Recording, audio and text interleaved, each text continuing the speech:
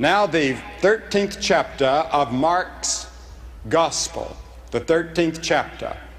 But of that day and of that hour, beginning with verse 32, but of that day and that hour knoweth no man, no, not the angels which are in heaven, neither the Son, but the Father. Take ye heed, watch and pray, for you know not what or when the time is. For the Son of Man is as a man taking a far journey, who left his house and gave authority to his servants, and to every man his work, and commanded the porter to watch. Watch you therefore, for ye know not when the master of the house cometh, at even, or at midnight, or at the cock crowing, or in the morning, lest coming suddenly he find you sleeping.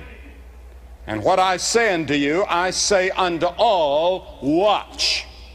Now, there are three major chapters in the four Gospels that are devoted to the coming again of Jesus Christ, though he mentions it many other times.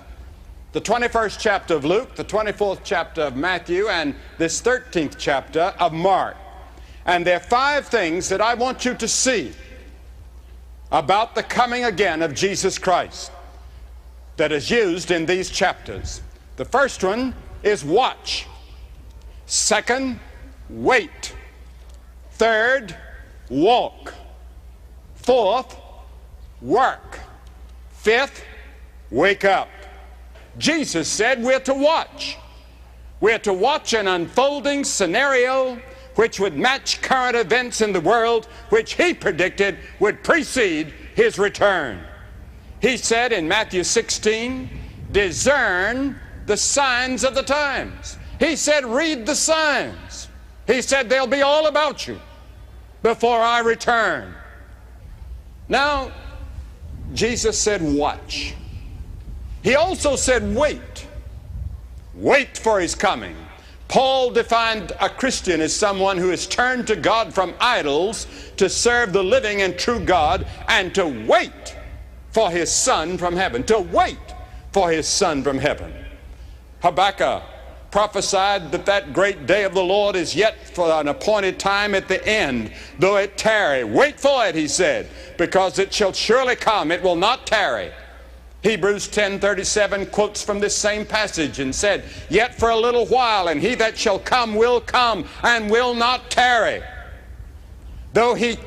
Matthew Henry once said that though he tarry beyond our time, he will not tarry past the due time, the time when he is due, because the time has already been appointed by the Father. To the Romans, Paul wrote, the night is far spent, the day is at hand. So let us walk honestly, he said, as in the day, not in rioting and drunkenness, not in strife and envy, but put ye on the Lord Jesus Christ, and make no provision for the flesh to fulfill the lusts thereof.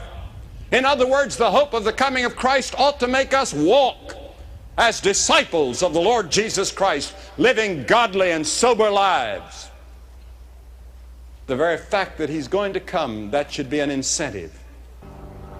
Yes, to know and to believe that there is a hope for the future, that it's not going to end in some great gigantic Armageddon that's going to sweep everybody into death and hell.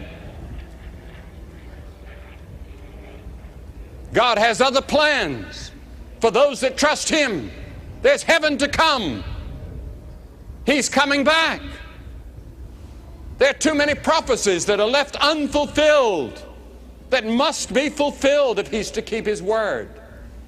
Don't sleep. Wake up to what is happening and how close you yourself may be to the end of your world.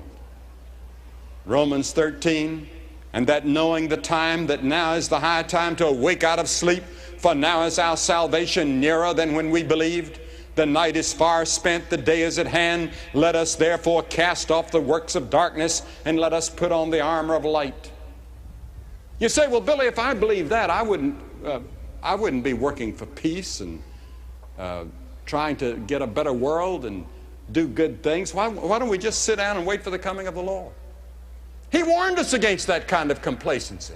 This should be an incentive to make us work harder. than ever before.